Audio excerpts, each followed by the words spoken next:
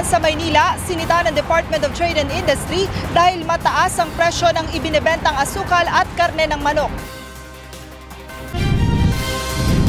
Luzon Grid, inilagay sa red alert dahil sa manipis na supply ng kuryente. Temperatura sa Pilipinas patuloy na tumataas sa nakalipas na 65 taon ayon sa Pag-asa. Naka-imprentang plate number sa vest posibleng kapalit ng doble plaka ayon kay Senator Sherwin Gatchalian. Pananatili ng mga Chinese vessels malapit sa mga islang pag-aari ng Pilipinas sa West Philippine Sea, itinuturing na pag-atake sa soberanya ng Pilipinas ayon sa Malacanang. Ilang nakaaaliw na mga tawiran matatagpuan sa Metro Manila. Una sa ating mga balita, sinita ng Department of Trade and Industry ang ilang tindera sa Maynila dahil lagpas sa suggested retail price ang presyo ng kanilang ibinebentang asukal at karne ng manok. Samantala, wala namang paggalaw sa presyo ng ilang pangunahing bilihin sa kabila ng nararanasang epekto ng El Nino sa ilang bahagi ng bansa. Ito ang balita ni Joan Nano. Muling nag-inspeksyon kanina sa isang palengke at supermarket sa Maynila ang mga tauhan ng Department of Trade and Industry upang alamin ang presyo ng mga bilihin. At sa pag-iikot ng grupo, isang tindera ang sinita ng DTI dahil mataas ang presyo ng kanilang tindang manok. 120 pesos per kilo ang suggested retail price ng manok, pero ibinibenta ito ni Aling Angelina sa halagang 135 hanggang 160 pesos. Kasama rin sa pinuna ng DTI ang bentahan ng asukal sa isang kilalang supermarket. Batay sa SRP, dapat ay 50 pesos per kilo lamang ang puting asukal, habang 45 pesos ang brown sugar. Pero sa naturang supermarket, natuklasan na ibinebenta ang puting asukal ng 57 pesos kada kilo, habang 49.50 ang brown sugar. Ayon kay DTI Undersecretary for Consumer Protection Ruth Castelo, kinausap at binalaan na nila ang may-ari ng naturang mga tindahan. So, kinausap natin sila na baka pwede na sumunod sila sa SRP. Siyempre sa umpisa, pakiusap muna. Pag hindi natin nakita na nag-comply sila, tsaka natin sila i-issue ng violation. Samantala, wala namang naobserbahang paggalaw sa presyo ng iba pang produkto. Nananatili pa rin sa 210 hanggang 230 pesos ang kada kilo ng karneng baboy sa naturang palengke. 70 pesos per kilo ang bentahan ng ampalaya, habang 60 pesos sa talong. Sa repolyo at pechay, 50 pesos ang kada kilo, 60 pesos sa patatas at 80 pesos sa carrot.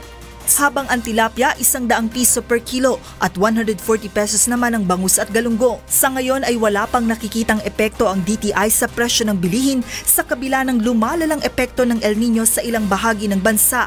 Nauna nang napabalita na nabansot na ang ilang pananim at nagkakaproblema na rin sa produksyon ng itlog sa ilang probinsya dahil sa nararanasang matinding init ng panahon sa ilang lugar. Pero so far wala pa. Wala pa tayong nakikita kasi stable pa yung presyo ng agri-products eh.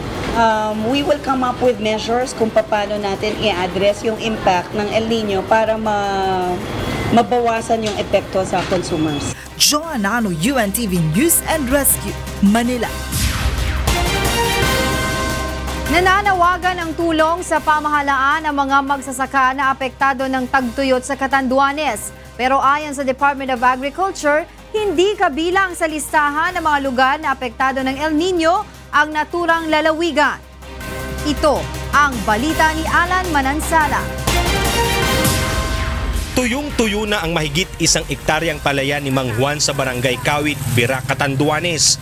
Aniya, sa tindi ng init, nagkabitak-bitak na ang lupa. Kaya lahat ng kanyang tanim, hindi na umano mapapakinabangan pa. Ang itutukan talagang hindi na pagkaon. Akong trabaho ko talaga pa kaya uma. Si Mang Leon naman, hindi na lumaki ang mga tanim niyang palay dahil unti-unti na rin itong natutuyo. Nanugi. Natutuyo ang tinanim. Ayon kina Mang Juan at Leon, hanggang ngayon wala pang tulong silang natatanggap mula sa pamahalaan sa kabila ng matinding pinsalang naidulot ng El Nino sa kanilang kabuhayan. Tulungan man kami ng gobyerno parang makaahon man kami sa kahirapan. Kasi mo sa El Nino, wala kaming magagawa. Sa datos na inilabas ng Pag-asa, isa ang Catanduanes sa nakaranas ng matinding tagtuyot noong buwan ng Marso. Pero ayon sa Department of Agriculture Region 5, base sa hawak nilang datos, hindi kasama ang Catanduanes sa mga apektado ng El Nino. You need to prioritize eh. Saan ba malaki? Dito yan sa rice areas, which is our staple. Hindi pa yung mga... Matapos malaman ng ahensya ang kalagayan ng mga magsasaka sa Catanduanes, nangako ang DA Region 5 na gagawa sila ng paraan upang mabigyan ng ayuda ang mga ito. Panawagan ng kagawaran, kailangan na makipag-ugnayan ang mga apektadong magsasaka sa lokal na pamahalaan. Siguro coordination work with the respective LGUs. Kung affected sila, they should come out and provide details para kung sakaling available na at pwede lang magtanim, makaka-deliver kami po ng services na naka-activate din sa programa. I'm sure may rehab plan po. Alan Manansala, UNTV, News and Rescue, Catanduanes. Patuloy na tumataas ang temperatura sa bansa sa nakalipas na 65 taon. Ayon sa Pag-asa, kung hindi mapipigilan, ito ay posibleng lalong lumakas ang mga bagyo na papasok sa bansa. Ito ang balita ni Ray Pelayo. Dumarami na ang mga lugar sa bansa na nakakaranas ng matataas na temperatura. Nito lamang April 9 ay umabot sa 51.7 degrees Celsius ang heat index o temperaturang naramdaman sa katawan sa Dagupan City sa Pangasinan. Ayon sa Pag-asa, posibleng tumaas pa ang maitatalang temperatura sa mga susunod na araw dahil na rin sa epekto ng El Nino. During El Nino, mas mataas tayo sa normal. So, siguro pwede pa tayo maka-expect ng mas mataas na until May. Naitala ang pinakamataas na temperaturang 42.2 degrees Celsius sa Tuguegarao noong April 22, 1912 at May 11, 1969. Mas mataas ang heat index kumpara sa aktual na temperatura sa isang lugar. Inilalabas ito ng Pag-asa upang mabigyan ng gabay ang publiko sa panganib sa kalusugan, lalo na ang may sakit na hypertension. Yung ramdam mong init, yung mainit na, mas mainit pa yung maramdaman mo dahil sa hindi yung pawis mo hindi nag-evaporate. Pag yung ababot ka ng 37 degrees, parang nilalagnat ka, di ba? Yung gano'n na temperature. Ayon sa Pag-asa, umiwas muna na direktang mabilad sa araw ng matagal at uminom ng maraming tubig upang makaiwas sa heat stroke. Si Nelson Goli ay isa sa mga weather observer ng Pag-asa na nakabase sa Quezon City. Dito sa Science Garden ay oras-oras itong kumukuha ng temperatura. Ang mga instrumentong panukat nito ay nasa loob ng may espesyal na disenyong kahon para hindi maimpluwensyahan ng sikat ng araw o ulan at makuha ang akmang temperatura. Yung dry bulb thermometer, same din ang maximum thermometer. So bali ito yung parang sa mga ginagamit din ng mga bata na may sakit, may lagnat na thermometer. Kasama rin sa itinatala sa oras ng obserbasyon ay ang kung anong ulap ang nakikita sa lugar. Ayon sa Pag-asa, sa pagtatayo ng isang synoptic station na kagaya nito, kailangan ito'y malayo sa mga residential area, malayo sa mga building at hindi rin batuhan yung kanyang pinaka-ground para hindi maapektuhan yung pagkuha nila ng temperatura. Narito rin sa loob ang air vane na panukat ng hangin at mga rain gauges para sa dami naman ng ulan. Sa loob ng opisina ay may mga gamit na computer gaya ng ultrasonic equipment kung saan naire-record ang sukat ng hangin. Kapag naitala na ang datos, ay itatawag na ito sa main office para naman analisahin ng mga forecaster na gagamitin din sa pagtaya ng panahon. Nakuha natin temperature ngayon is 32.3.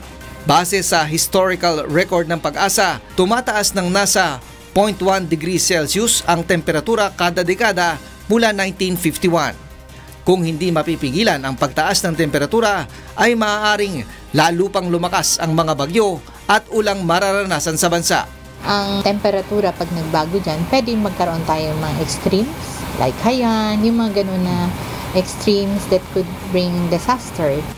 Maaari ring maapektuhan ang pagkain dahil apektado ng klima ang agrikultura.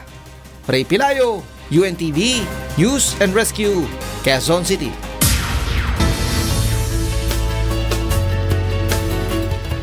Alamin na natin ang latest sa lagay ng panahon mula kay Ray Pelayo na nasa UNTV Weather Center.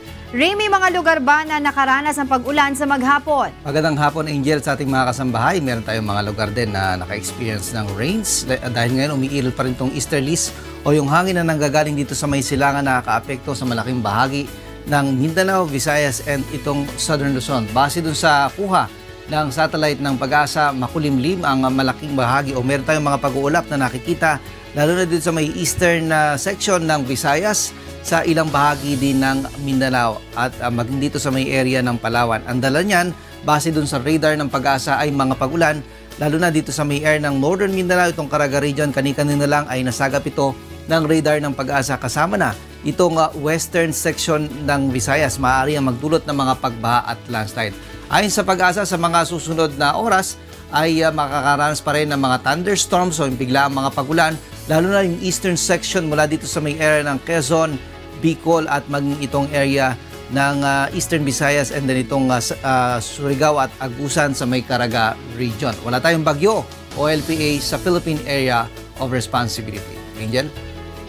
Maraming salamat sa iyo, Ray Pelayo, mula sa UNTV Weather Center.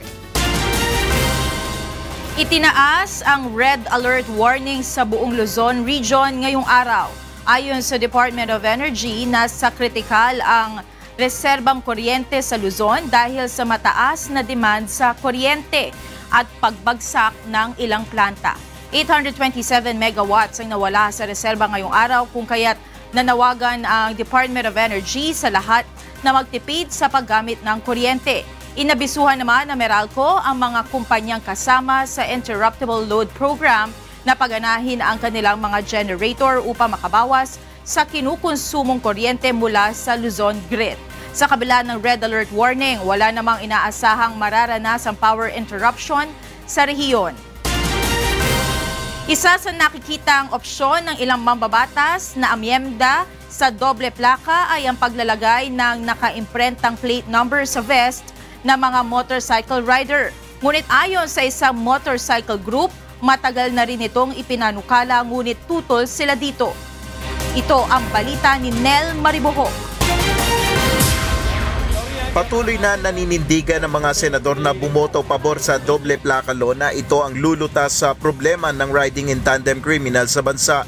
Ayon kay Senator Sherwin Gatchalian na isa sa mga sumang-ayon sa pagpapasa ng naturang batas, nakita niya ang magandang layunin nito. I think pag nakita naman doon sa, let's say, yung checkpoint walang plaka, automatically naka-flag eh. Dahil may checkpoint all over. Ngayon, kung na-flag ka, wala kang plaka, mahuli ka. Kung may plaka ka at meron kang masamang gagawin, mahuli ka naman. Dahil na rin sa pagtutol ng mga motorcycle riders group sa panukalang doble plaka, isa sa mga tinitingnang opsyon ng senador ay ang pagbuhay sa panukalang iimprenta sa vest ng rider ang plate number ng kanyang motor. I think they will study kung kaya through IRR. Kung hindi kaya through IRR, then we have to amend the law. But maganda yan na, ang maganda naman dito napapakinggan ng lahat. No? At kung mayroong safety concern, then we have to really study carefully. And maybe the option of putting it in your vest can be an option. Ngunit matagal na rin itong tinutulan ng mga motorcycle group. Dagdag pasanin na naman yan sa mga mananakay ng motor. Pero yung mga magpapagawa sila ng mga vest na ganyan, na ang in-insist namin, instead na ganyan ang gawin noon, is bakit hindi police visibility ang pairalin mabuti. Kinuha ang ideya ng pag-imprenta ng plate number sa vest sa bansang Colombia. Sa ngayon ay hinihintay na lamang ng mga motorcycle riders group ang ilalabas na Implementing Rules and Regulations o IRR ng doble plaka law. Nel Maribuho, UNTV News and Rescue, Pasay City.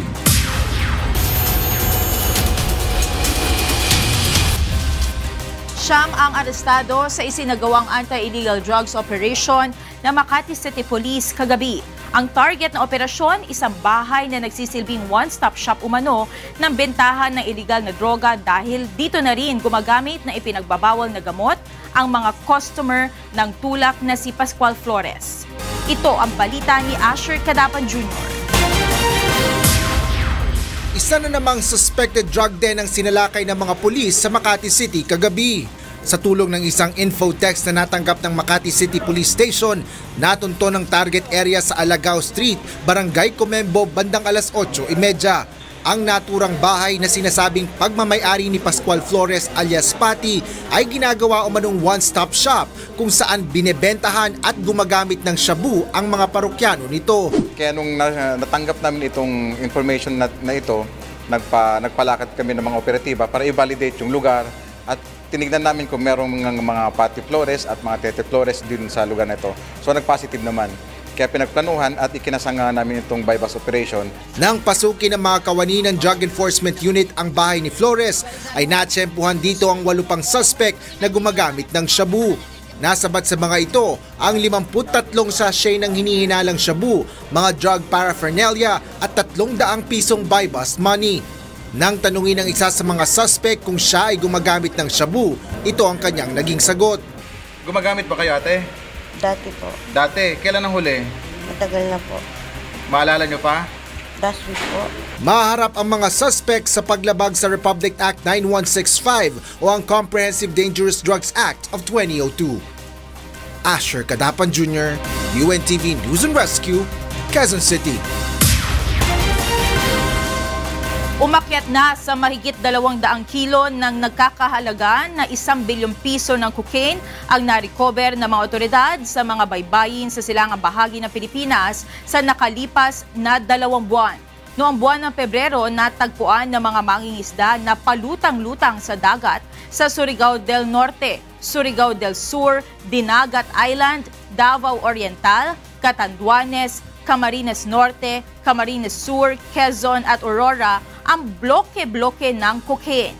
Pinakahuli sa natagpuan ay ang 40 bloke sa Burgos, Surigao del Norte na may markang Bugatti. Una nang sinabi ng pambansang pulisya at Philippine Drug Enforcement Agency o PDEA na hindi nakalaan sa Pilipinas ang mga na-recover na cocaine at sa halip ay ginawa lamang na transshipment point ang bansa. Hindi pa naman malinaw kung saan nanggaling ang cocaine at kung saan sana ito dadalhin.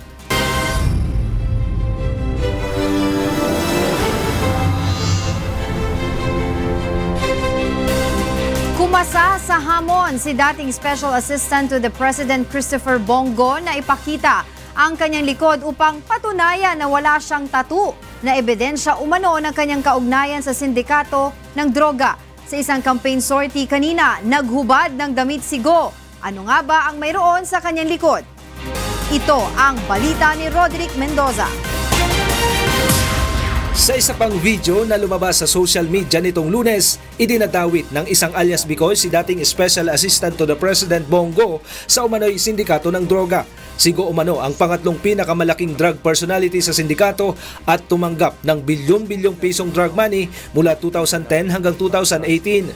Bilang patunay, may nakatato umanong dragon sa likod si Go at may alphanumeric code na gamit niyang alias sa sindikato. Na Code Libra the 0018. Hamon ang nagsasalita sa video, ipakita ni Go na wala itong tattoo sa likod at titigil na sila. Kung maipapakita niyang wala siyang tattoo sa likod, tatahimik na kami.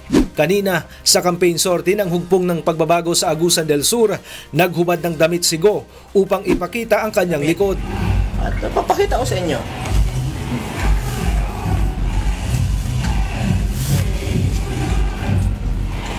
Ano? Walang nakitang tattoo sa likod nito, pero may tila balat na ayon kay Go ay mga bakas ng ventosa. Pero tanong ng isang vlogger, bakit hindi ito pinahawakan sa mga reporter doon? Bakit nagpalit ng damit si Go matapos ipakita ang kanyang likod? At kung payag ba itong ipasuri sa mga eksperto ang mga bakas sa kanyang likod? Una nang sinabi ni Go sa isang sortie sa Laguna nitong Lunes na wala siyang tattoo. Desperado lamang anya ang kanilang mga kalaban sa politika na gusto lang silang sirain sa publiko. Hindi po ako kahit kailan nagkaroon ng tattoo sa buhay ko. Balat po, marami ako sa likod. Muli namang iginiit ng Malacanang na black propaganda lamang ang pagdawit kay Go at sa iba pang malalapit sa Pangulo sa umano'y sindikato ng iligal na droga. We've been saying all along that was a black propaganda.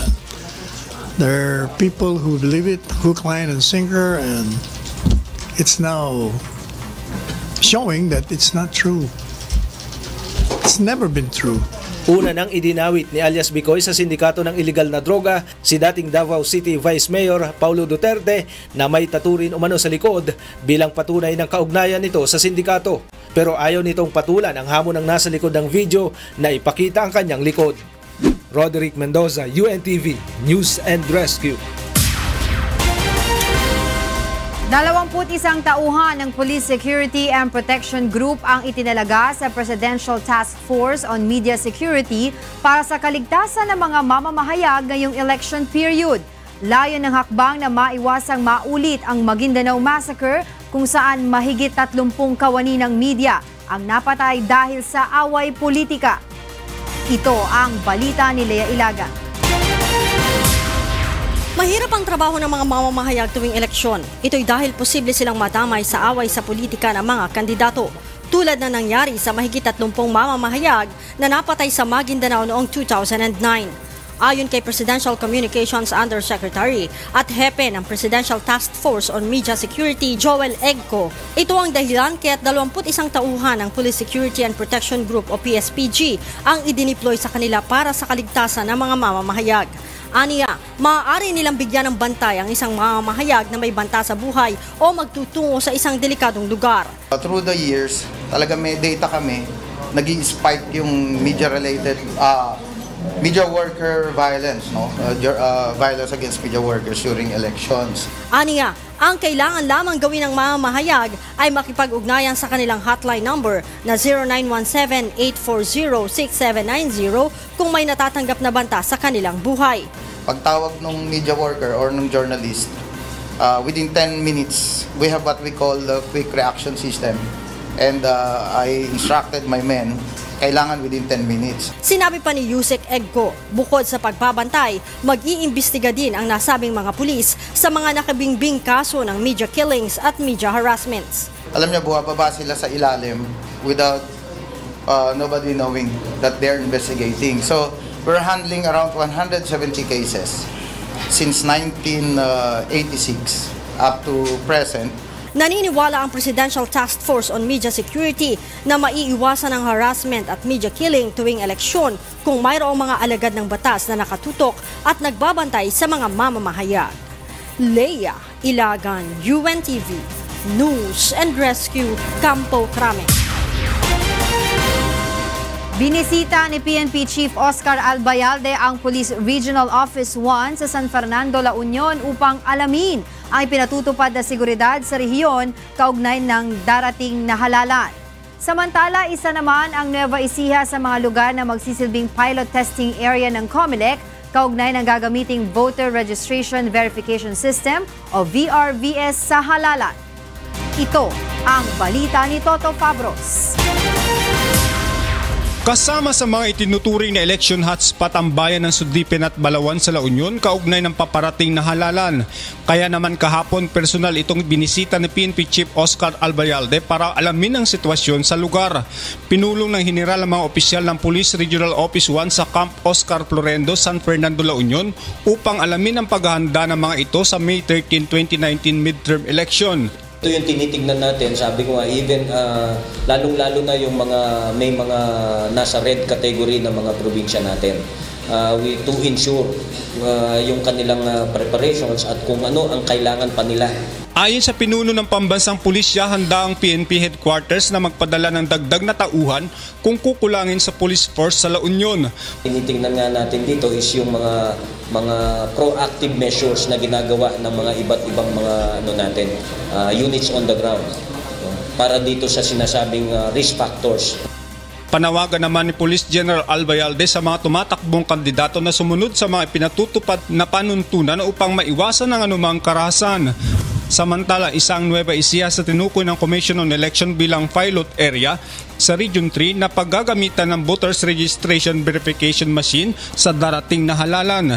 Sa pamamagitan ng BRBS ay mabilis na malalaman ng Board of Election Inspector kung lehitimong botante ng presinto ang isang tao.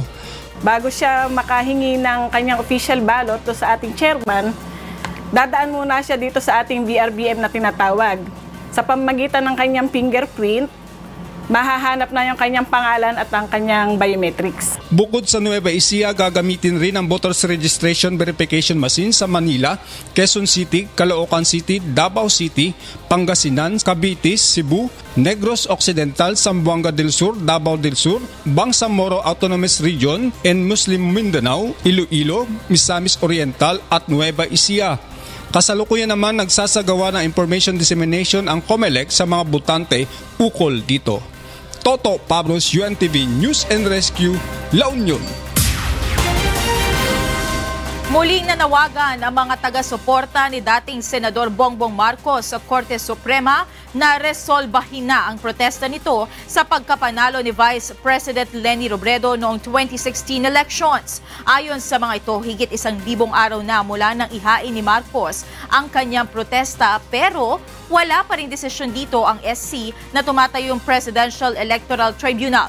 Nagpapatuloy naman ang recount sa 3 pilot provinces na tinukoy ni Marcos sa kanyang protesta, partikular na ang mga lalawigan ng Camarines Sur, Iloilo at Negros Oriental. Hinihiling din ng kampo nito na ipawalang bisa ang mga boto sa 3 probinsya sa Bangsamoro Autonomous Region in Muslim Mindanao o BARMM dahil sa alegasyon ng mga anomalya sa pagsasagawa ng halalan doon. Pinaiimbestigahan ni Bureau of Immigration Commissioner Jaime Morente ang ilang airport personnel ng Kawanihan dahil sa isyu ng katiwalian. Batay sa alegasyon, sangkot umano sa human trafficking ang ilang BI officials na nakatalaga sa Port Operations Division. Ayon kay Morente, ipinauubayan nila sa Department of Justice ang investigasyon kaugnay sa issue dahil posibleng sangkot din umano dito ang ilang tauhan ng ibang ahensya ng pamahalaan. Suspendido ang operasyon ng LRT-1 sa April 18 hanggang 21 ayon sa Department of Transportation. Pansamantalang hindi babiyahe ang mga tren upang bigyang daan ang long holiday. Babalik sa normal ang operasyon nito pagsapit ng April 22, araw ng Lunes. Plano ng Department of Labor and Employment na muling magpatupad ng deployment ban sa Libya kasunod ng tensyon sa naturang bansa. Ayon kay Labor Secretary Silvestre Bello III, hinihintay nila ang formal na abiso mula sa Department of Foreign Affairs kaugnay sa pagtaas ng alert level doon. Oras anya na makumpirma nila na nasa alert level 3 na ang Libya ay maglalabas sila ng board resolution na magbabawal sa pagpapadala ng mga Filipino worker doon.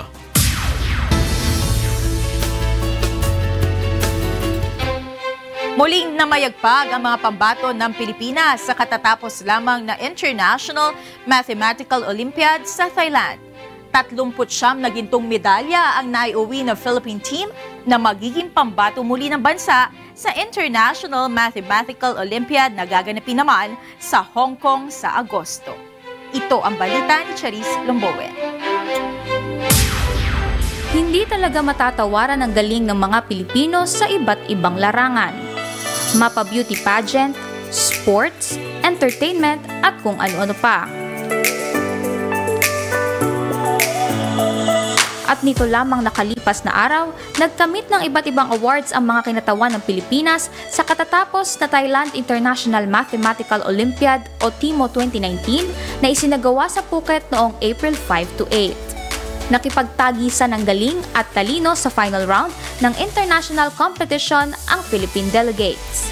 Hindi sila nagpadaig sa mga nakatunggali mula sa 21 bansa na nag-qualify sa TIMO Heat Round 2018 to 2019 na ginanap noong October 20, 2018. Sa competition proper ay kumuha ang participants na mula kindergarten hanggang senior secondary levels ng written exam sa 5 mathematical topics. Ang logical thinking, arithmetic or algebra, number theory, geometry, at combinatorics. Sa resulta ng TIMO 2019 final round ay nakakuha ang Pilipinas ng 28 merit, 57 bronze, 41 silver at 39 gold medals. Lubos naman ang pasasalamat ng ilang participants sa kanilang nakuhang mga award. And I'm so thankful that our teachers extend their time to learn about math that we can go to TIMO. I'm so thankful for our parents who supported us throughout the competition. Nasungkit din ng Pilipinas ang isang second runner-up, 3 first runner-up, 2 champion at 1 World Star Award. Lahat ng awardees sa TIMO 2019 ay lalaban sa Hong Kong International Mathematical Olympiad sa August 30 hanggang September 2. kung saan ang magiging gold awardees ay lalaban sa World International Mathematical Olympiad sa December 27 to 30 sa Tokyo, Japan. Charisse Longbowen, UNTV News and Rescue, Bangkok, Thailand. Itinuturing ng Malacanang na pag-atake sa soberanya ng bansa ang pananatili ng mga Chinese vessels malapit sa mga islang pag-aari ng Pilipinas sa West Philippine Sea. Ito ang balita ni Rosalie Cos.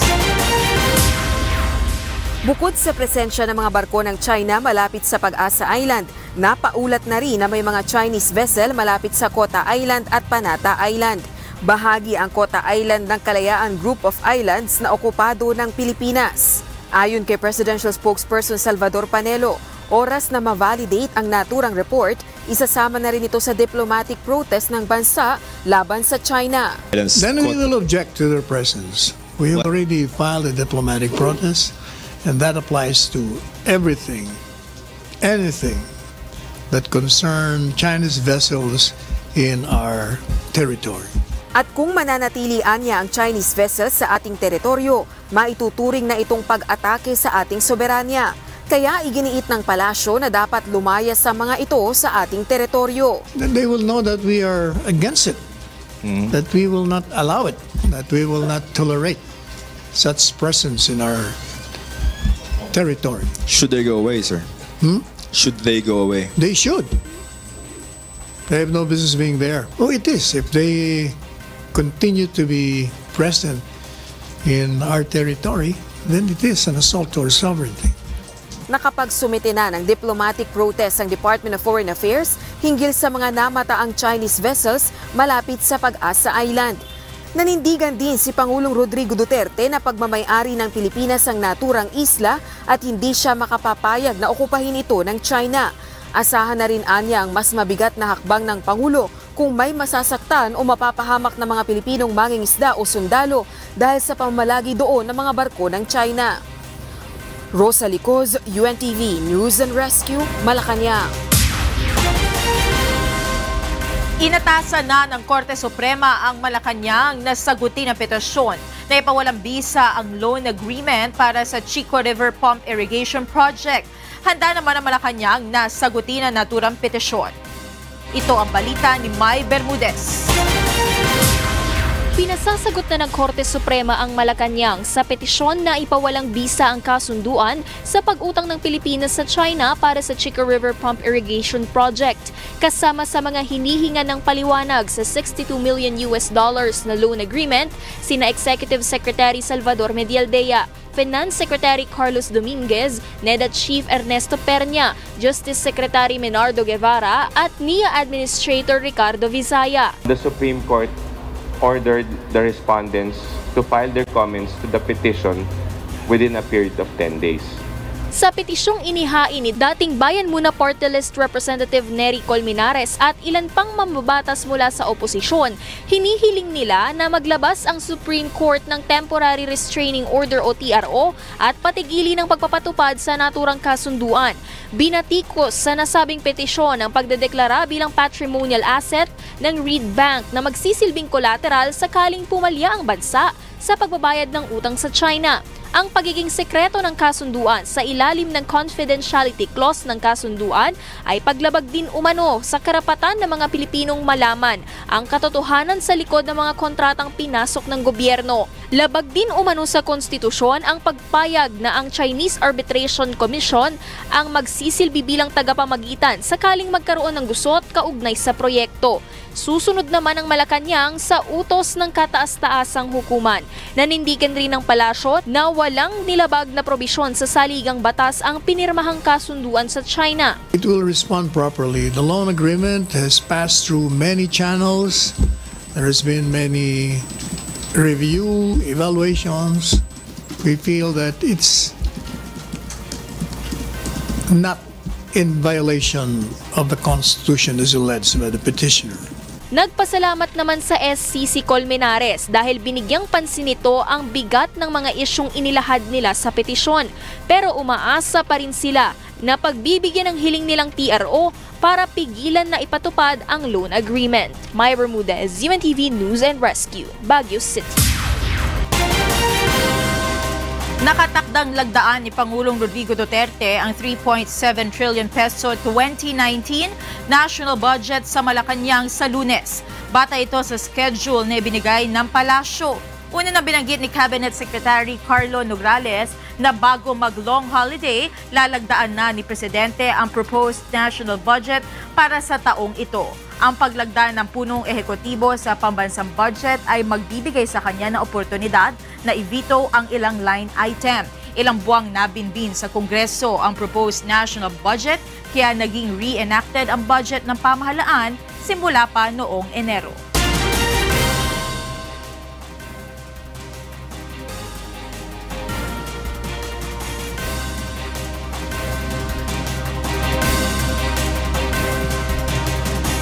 Kumpiyansa si Pangulong Rodrigo Duterte na malapit nang masugpo ang Abu Sayyaf Group at ang pag-iral ng violent extremism sa bansa. Naniniwala rin ang punong ehekutibo na malabo nang makapanaig sa alinmang lugar sa bansa ang mga ISIS-inspired terrorist groups. Ito ang balita ni Rosalie Cos.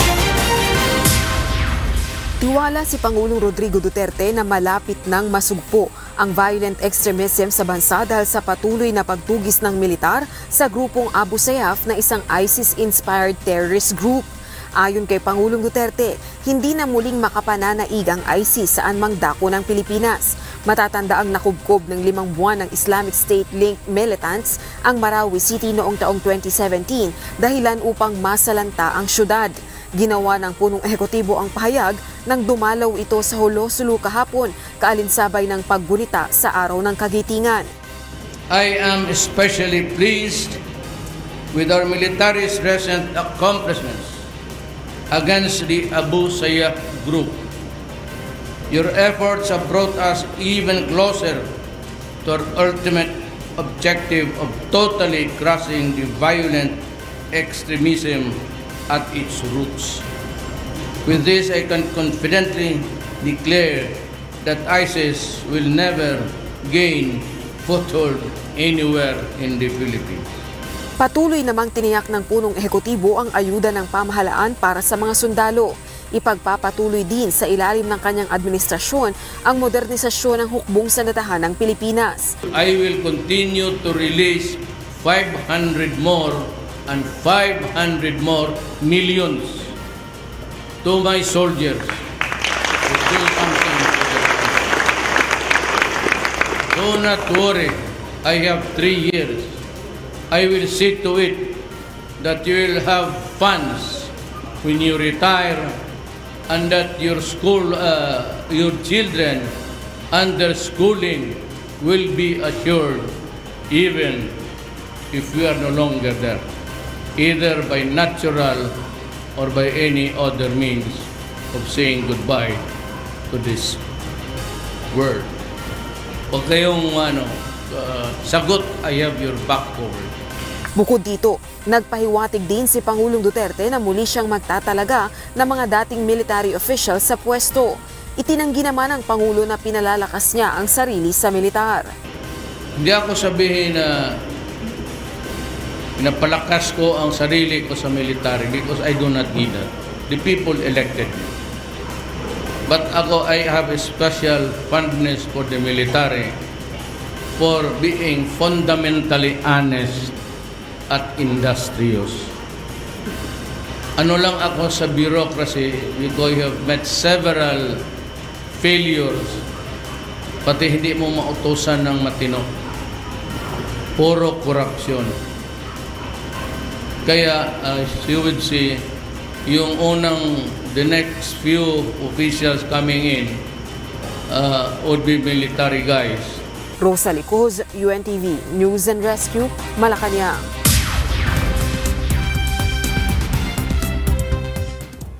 And for the news abroad, heavy rains hit Rio de Janeiro in Brazil and Central and East China. Meanwhile, the White House will appeal a ruling by a U.S. district judge that is against the administration's policy to send asylum seekers to Mexico. Details in this report. Torrential rains lashed Rio de Janeiro on Tuesday, killing at least 10 people and sowing chaos in Brazil's second-largest city, which declared a state of emergency after the storm. The rains began Monday evening and had not let up by Tuesday. Some parts of the city got more than 21 centimeters of rain within 4 hours. That is 3 times the monthly average rainfall for April. The storm was the second major one to batter Rio in 2 months. A violent tempest that hit the city in February killed at least 7 people. Heavy rain and hailstorms battered many places in central China's Hubei province and East China's Zhejiang province on Tuesday. The local meteorological authorities in Zhejiang issued orange alerts of thunder and strong winds, which caused varying degrees of damage to agriculture and buildings. Rainstorm accompanied by strong wind and hail hit Dangyang City in central China's Hubei province, with about 5,600 local residents affected. The rainstorm and strong wind destroyed the power facilities, damaged some houses and fields. Also, strong wind hit many places in Anji County of Huzhou City in East China's Zhejiang province. The White House said it would appeal a court ruling that halted a Trump administration policy requiring some asylum seekers to return to Mexico and wait for their legal cases to proceed. U.S. District Judge Richard Seaborg in San Francisco said that the administration's policy was not authorized by U.S. law and lacked safeguards to protect refugees from threats to their lives or freedom. The judge's ruling is scheduled to take effect on Friday. It was not immediately clear if the government would seek a suspension of the ruling while the appeals process runs its course. Federal agencies on the U.S.-Mexico border are trying to stem the rising numbers of immigrants. The Department of Homeland Security said it arrested or denied entry to more than 103,000 people along the border last month, more than double the March 2018 figure. Doctors warned New Yorkers against a fatal and drug-resistant fungus that has already infected hundreds of people. MJ Pineda reports. Doctors at the Nassau University Medical Center warned New Yorkers to take caution against a drug-resistant, sometimes fatal superbug fungus that has infected hundreds of people in tri-state area and nationwide. The recent outbreak of the fungus Candida auris, which was discovered in 2009, was disproportionately affected New York and New Jersey, with 309 of the nation's 617 cases in New York State alone. Typically spread within healthcare facilities, the fungus kills 20 to 50% of patients. Anybody who has concerns about fevers, chills, sweats, wound infections, anything like that should seek care as soon as possible. They should certainly let their healthcare provider know about their symptoms. They should let their healthcare provider know about prior use of antibiotics. They should let their healthcare provider know about travel. People in hospitals and nursing homes, particularly those already suppressed immune systems, are at the greatest risk of becoming infected. Infection can spread to the blood, heart, or brain in severe cases. The fungus is difficult to identify, as doctors frequently mistake it for other Candida strains, and even harder to treat because it is resistant to common antifungal medication. This particular species is resistant to the azole class, which is the class that we would use first line. So it is possible, if you don't know what it is, you may be treating it with an ineffective drug. According to the Center for Disease Control, several U.S. cases of the superbug may be linked to hospital stays in India, Kenya, Kuwait, Pakistan, South Africa, the United Arab Emirates, and Venezuela. The infections occur on 2 levels. One, it's introduction of the infections from other areas, and clearly the New York, New Jersey area has a high amount of immigrant populations coming from all over the world. And then once it's introduced, then there's spread within that community, within that organization. MJ Pineda, UNTV News and Rescue, New York, USA. New York City Mayor Bill de Blasio declared a public health emergency in parts of Brooklyn in response to a measles outbreak. The declaration will require unvaccinated people living in the affected areas to get the vaccine or face fines. The city's largest measles outbreak since 1991 has mainly been confined to the Orthodox Jewish community in the borough of Brooklyn's Williamsburg neighborhood. 285 cases were confirmed since October. While there have been no confirmed deaths so far, 21 people have been hospitalized with 5 admitted to intensive care. All but 39 of the confirmed cases are children. The only way to stop this outbreak is to ensure that those who have not been vaccinated get the vaccine. It's crucial for people to understand the measles vaccine works. It is safe, it is effective, it is time-tested. The outbreak is part of a broader resurgence in the United States, with 465 cases reported in 19 states so far this year, according to the U.S. Centers for Disease Control and Prevention. In other news, David Beckham speaks 9 languages as part of a global appeal to end malaria. Nina Armilio has the story. Former England captain David Beckham lent his voice and borrowed a few others as he helped launch a global appeal to end malaria. Appearing in a short video, Beckham starts delivering his message in English before appearing to speak 8 other languages, as he urges viewers to add their voice to an audio petition demanding action against the disease. Malaria isn't just any disease. It's the deadliest disease there's ever been. Se dice que ha matado más de la mitad de la población que ha existido. وما زالت تقتل طفلا كل دقيقتين. Mais nous pouvons y mettre fin. Nous savons comment, nous en avons la possibilité. हमें और अधिक कार्रवाई की जरूरत है. 我们需要让世界领导人关注. Hivyo tunazindua kampeni ya sauti. Speak up and say, malaria must die. One voice can be powerful, but all of our voices together, then they will have to listen. Malaria must die, so millions can live.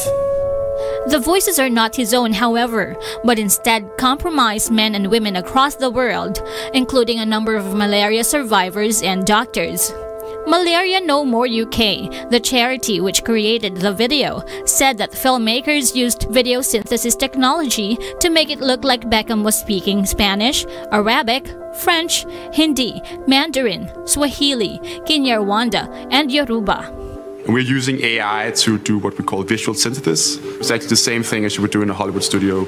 We use the video to build a 3D model, and we can then reanimate that, so you can change the language or you can rewrite the script of a film.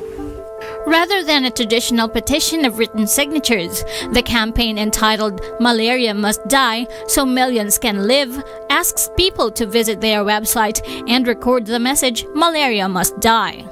I think it's an incredible thing that's being done, but I also feel that, it's a disease that we can end in my lifetime. A Global Fund conference to be held in Lyon in October is hoping to raise at least $14 billion in order to have the mortality rate of malaria, tuberculosis, and AIDS. World Health Organization figures show malaria kills roughly 435,000 people a year, with children aged under 5 making up 61% of deaths. The organization's latest World Malaria Report warned that the global response had stalled, despite a United Nations global goal to end the disease by 2030. Nina Armilio, UNTV, News and Rescue.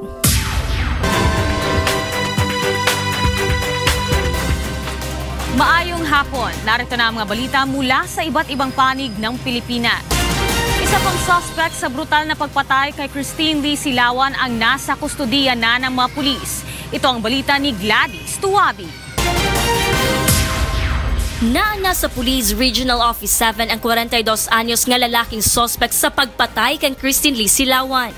Si Silawan ang 16 anyos nga babae nga nakitang patay sa usa ka bakanteng luna sa Lapu-Lapu City, Cebu niadtong March 11. Wala usag ipakita o ginganlan sa mga otoridad ang suspect, mintras nakig-alayon pa sila sa National Bureau of Investigation. Sumala sa Regional Director sa PRO 7 nga si Police Brigadier General Debold Sinas, nitugma sa suspect ang mga ebidensyang ilang nakuha. Gingong naghatag og extrajudicial confession ang suspect. We have evidences and we have collected some evidences pinpointing to him, and we have talked to some people and stakeholders that give us the idea on his arrest and involvement in the case. Kasong illegal possession of firearms ang unang gipasaka nga kaso sa PRO 7 batok sa suspect. Human kini makuhaan og pusil samtang gidako. Gladys Tuwabi, UNTV News and Rescue, Cebu. Nangangamba ang ilang empleyado ng National Food Authority o NFA sa Region 9 sa magiging epekto ng inaasahang reorganization ng ahensya. Ito ang balita ni Dante Amento.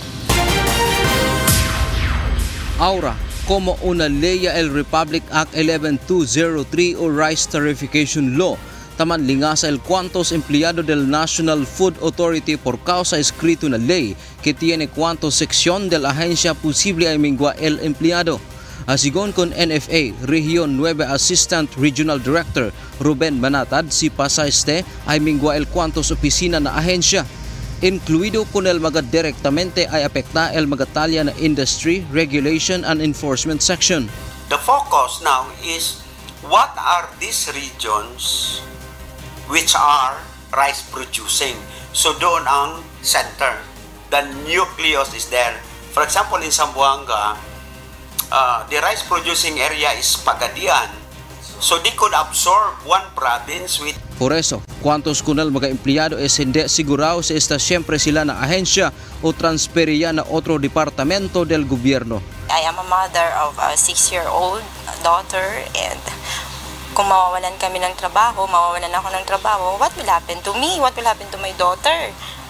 Diba? Paano ang pag-aaral niya? Paano ang future niya? Pa namin alam kung ano-ano yung mga positions na nakapaloob doon sa bagong structure. So, yun ang apprehensions namin na baka hindi na kailangan yung mga positions namin under the new structure. So, magiging floating kami. Dante Amento, UNTV, Noticias y Rescate, Ciudad de Zamboanga.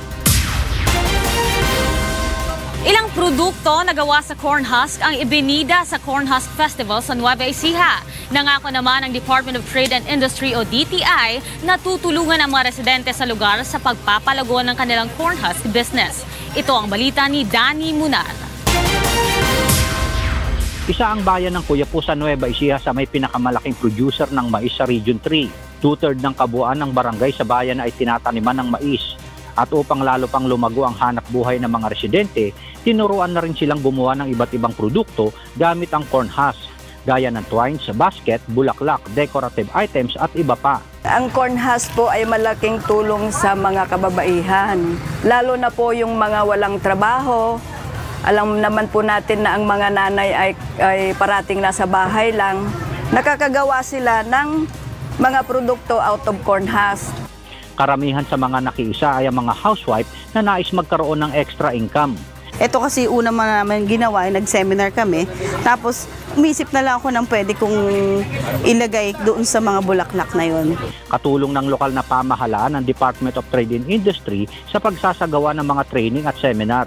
So isang strategy yan para i-promote yung lahat ng products ng nasabing bayan-bayan o syudad. It is this the time na mga turista, lalo na sa summer ay nagpupunta. So inaalam nila kung saan magpupunta yung mga tao, ano yung mga tourist spots. Ito ang kauna-unahang trade fair na DTI sa bayan ng Cuyapo. Danny Monara, UNTV News and Rescue, Nueva Ecija. At yan ang ating mga balitang PROMD. Ako si Deborah Veral. Maayong hapon.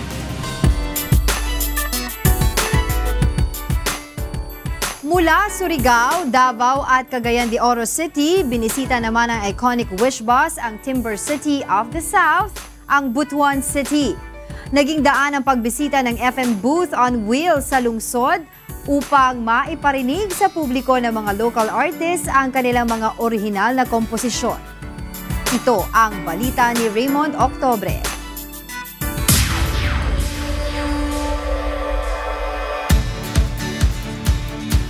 Natuldukan na ang pananabik ng mga Butuano na masilayan ang pinag-uusapang iconic Wish Bus dahil finally ay dumating na ito sa Butuan City kahapon bilang bahagi ng Mindanao leg ng provincial tour nito. Kahit bumuhos ang malakas na ulan, hindi nagpapigil ang mga Butuano na makita ang one and only FM radio booth on wheels, ang Wish Bus.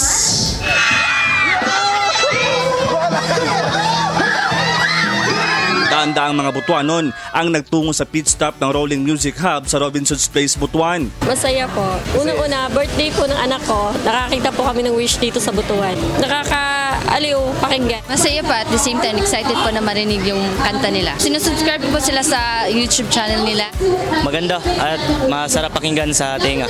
Kasi ang mga kinukuha nilang tumutugtog is yung mga sikat at saka yung mga maganda mga boses. Ma-appreciate na ako nga the Wish concept gathers lots of local musicians together. I think that's good for the Filipino culture to empower each other that way. Nagkaroon naman ng pagkakataon ng ilang local artists sa syudad na maiparinig ang mga sariling komposisyon sa pamamagitan ng Wish Bus. Bakit mo pa sana ang halaga? Balak mo pa naman sanang mag-usap talaga. Maka-flatter gid kay siya, sir, kay gamay rin nakatagan ng chance makakanta sa Wish Bus. Napakaganda ng concept na to kasi natutulungan lahat yung mga local bands, local talents, artists. Tsaka nagpupunta sila sa ibang regions. Inaliw rin ng BMPI Talent na Plethora Band ang mga Butuanon na kamakailan lang ay naging opening act sa concert ni Asia Soul Supreme KZ Tandingan sa Davao City. Sobrang laking bagay po nung Wish 1075 na naging tulong po sa banda po namin sa Plethora. Siyempre unang-una sa pag-promote po ng mga songs namin. Siyempre yung wish come true namin, yung alam naman po natin na lahat po ng musikero sigurado kami dyan gustong makasampa, makatugtog ng live inside the Wish Bus. Pero kami, andito po kami, kasama pa kami sa tour nila.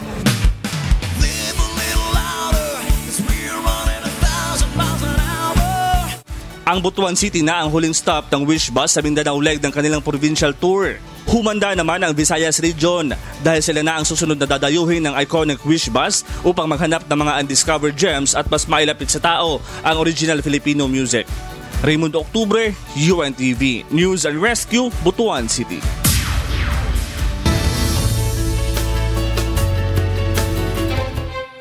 Tumawid sa tamang tawiran. Isa ito sa mga babala na madalas nating makita sa mga kalsada. Pero sino nga ba ang tatawid pa kung saan-saan kung may makikita kang pedestrian walkway na bukod sa safe ay nakakaaliw pa? Ito ang balita ni Monok Sol. Mahilig ka bang maglakad o madalas maglakad papunta sa trabaho?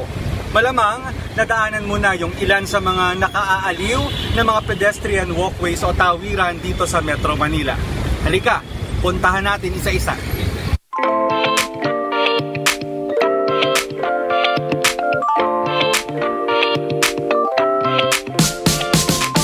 Kilala ang Makati Business District sa napakaraming underground walkways.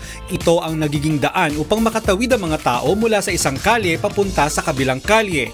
Isa sa hinahangaan ay ang Makati Avenue Underpass na nagpapakita kung gaano kagaling ang mga Pilipino pagdating sa sining. Mabibighani ang lahat ng tumatawid sa makukulay na sketches at disenyo sa underpass. Maaliw ka naman sa paglalakad kapag napadaan ka sa Salcedo Underpass sa Makati. Bagamat under renovation ito, maganda pa rin naman tignan dahil sa mga murals.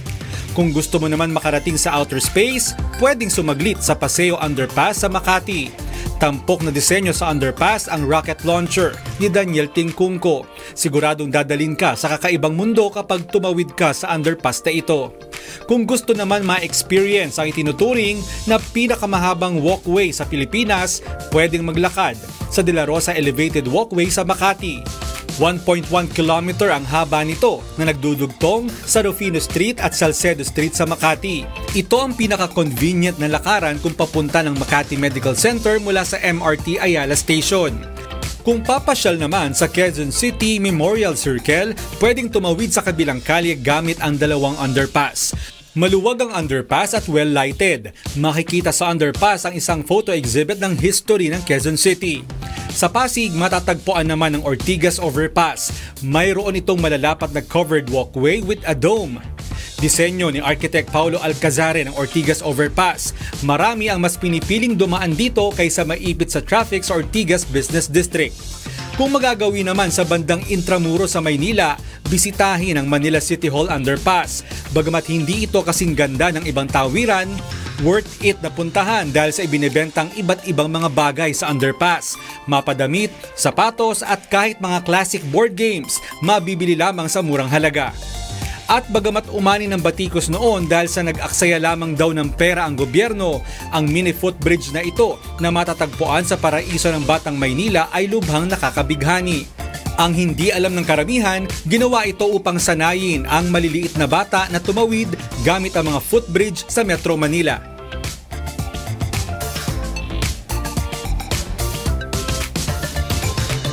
Totoo na karamihan ng mga tawiran at lakaran ng mga tao sa Metro Manila ay hindi masyadong napapakinabangan.